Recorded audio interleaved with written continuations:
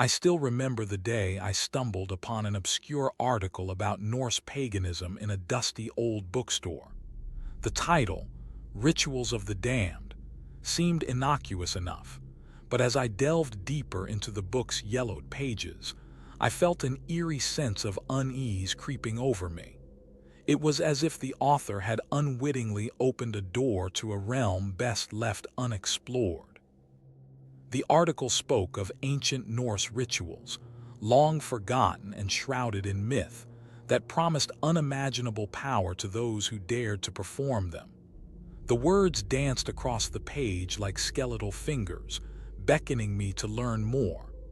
I was both fascinated and repelled by the dark secrets contained within those worn pages. As I closed the book, a chill ran down my spine.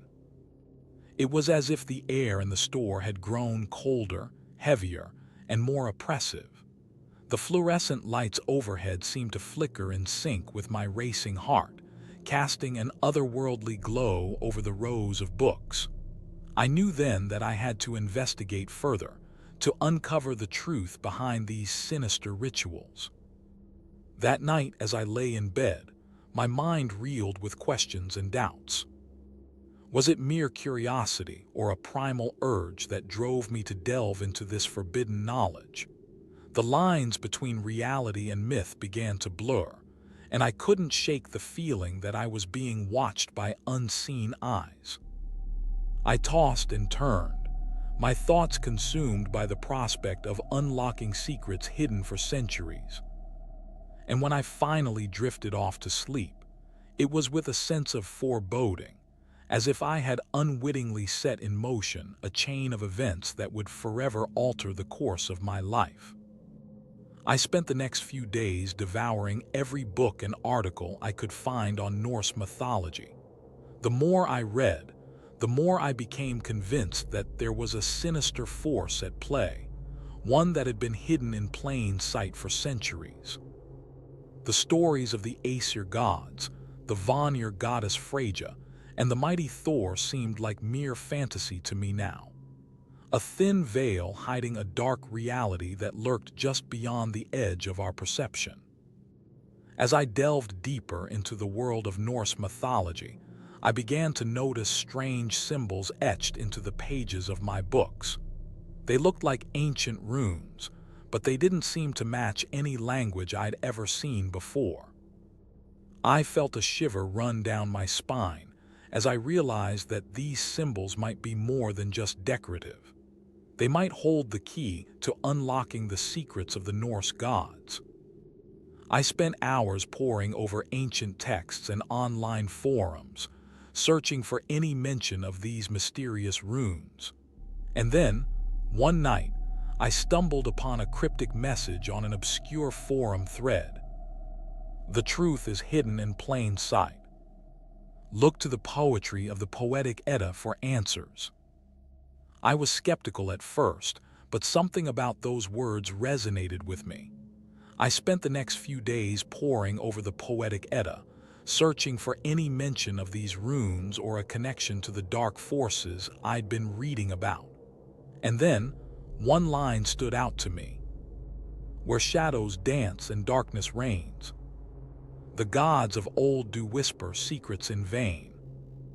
I felt a chill run down my spine as I read those words.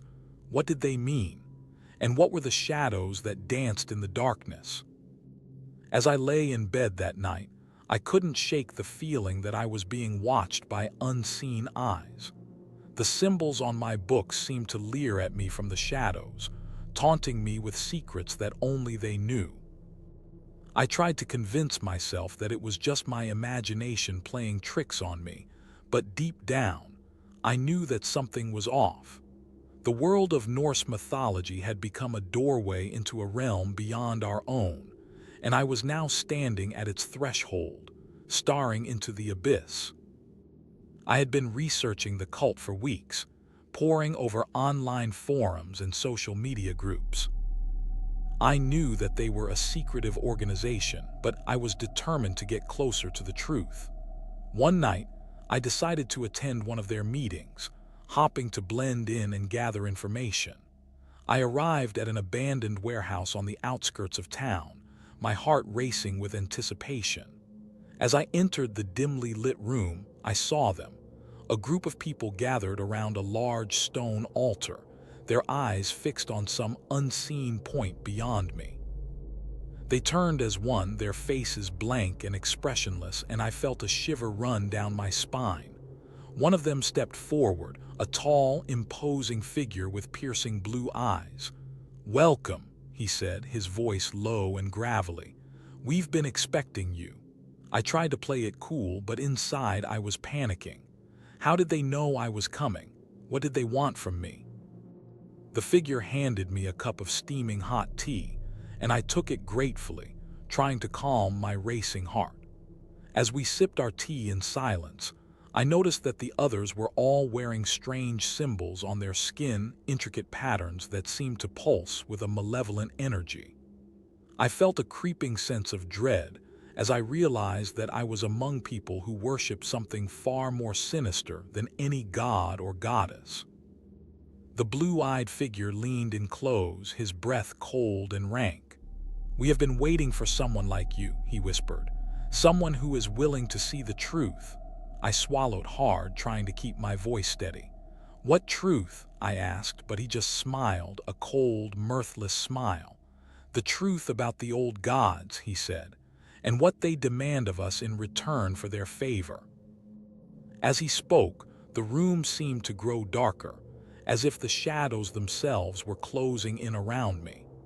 I knew then that I had stumbled into something much bigger and more sinister than I could have ever imagined. I spent the next few days attending more meetings, trying to gather as much information as possible. The cult members seemed to be obsessed with symbols, intricate patterns etched into their skin, tattoos on their arms, and even carved into the walls of their meeting places. I began to notice that these symbols were always associated with specific rituals, which they would perform with an eerie reverence. They spoke of honoring the old gods, but it was clear that this was just a euphemism for something far more sinister. One night, I managed to sneak into one of their meeting places, hoping to catch a glimpse of what they were really up to.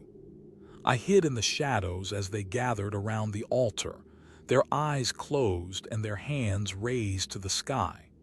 They began to chant, their voices rising and falling in a hypnotic rhythm.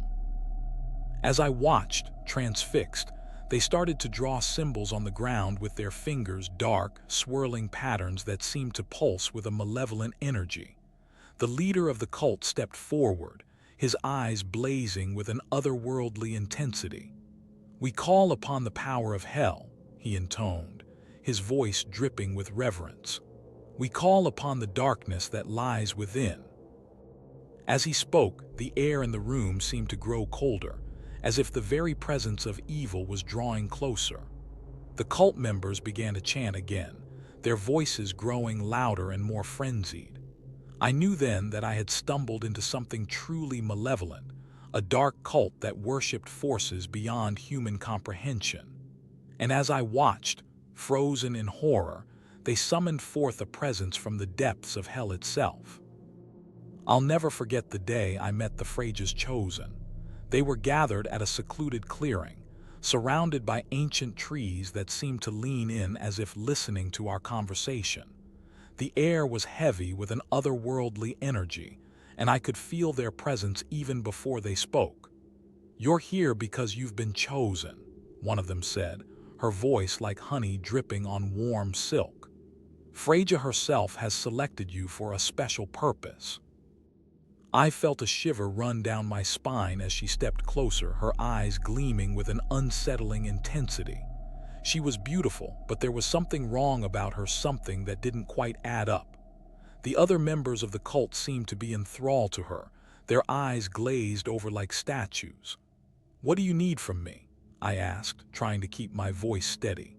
She smiled again, and this time it was a cold, mirthless smile.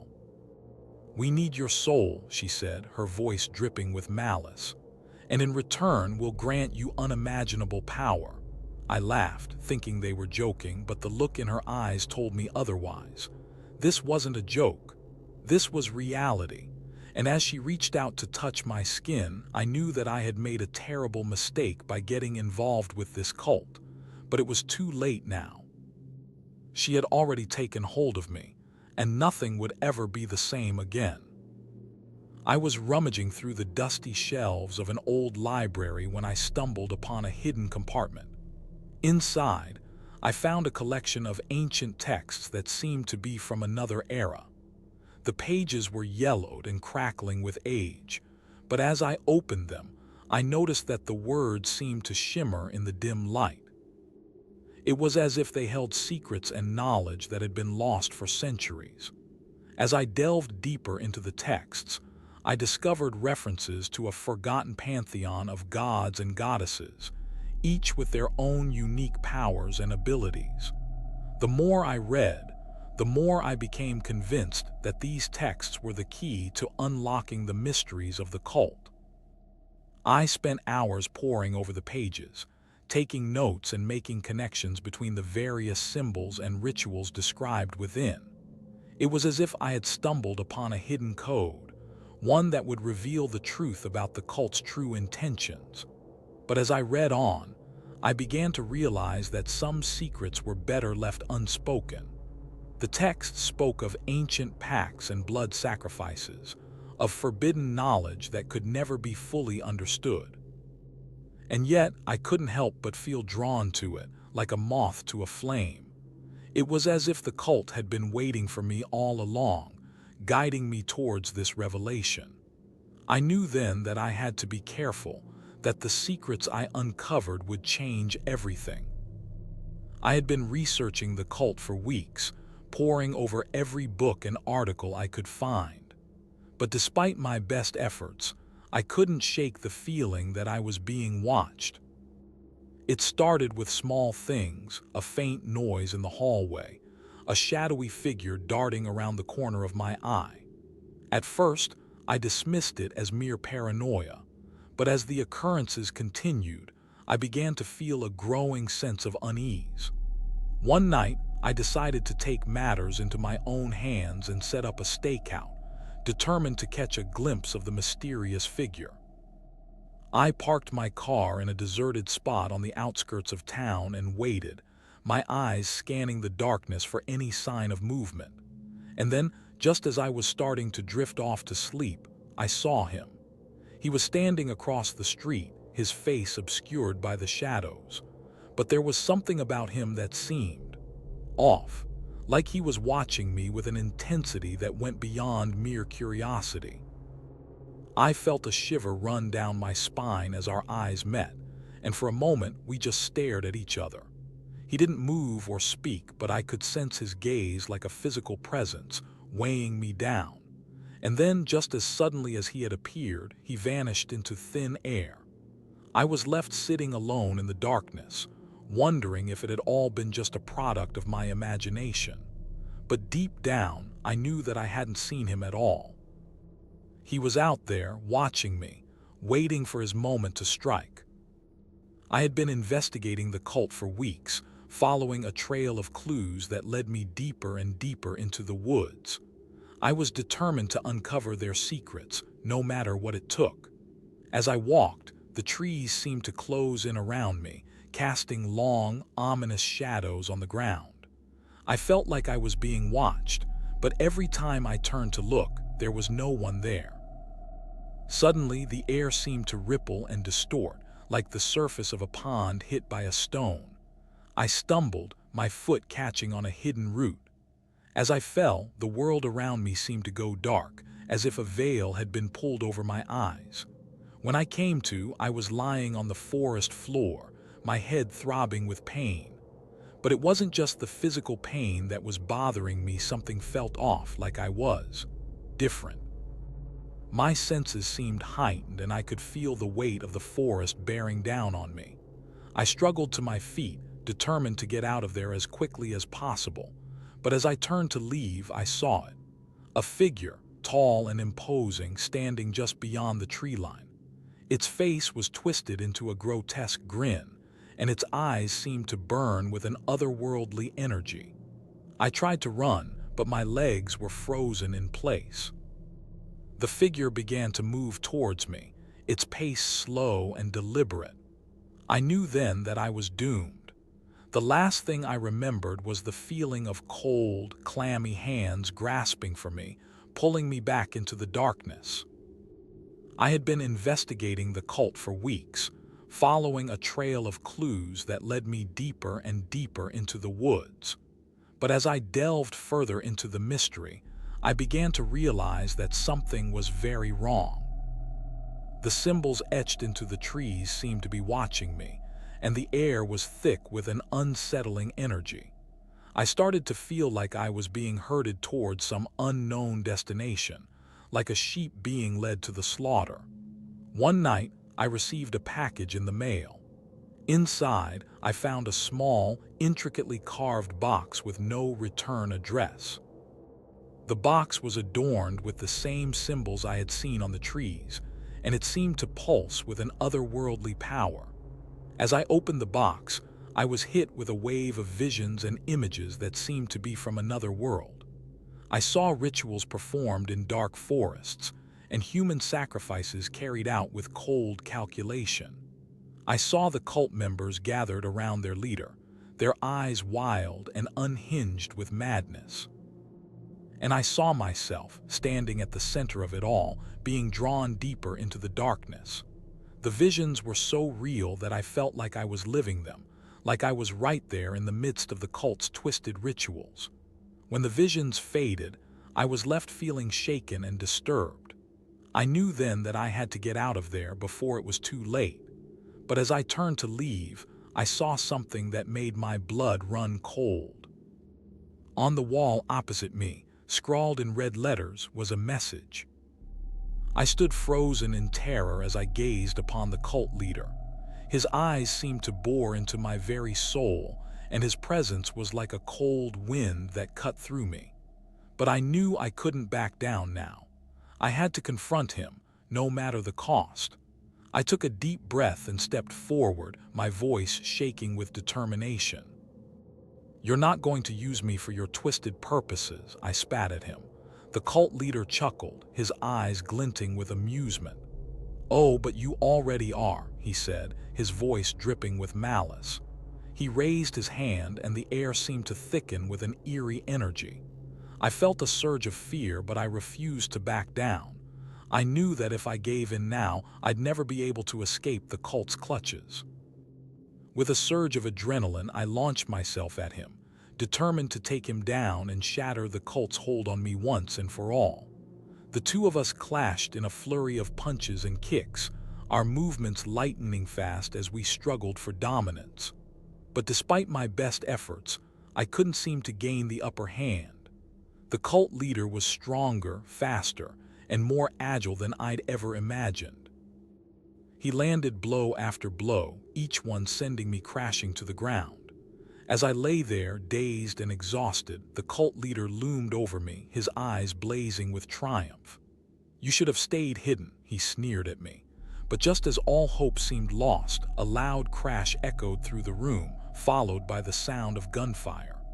The cult leader's head jerked up, his eyes narrowing in surprise.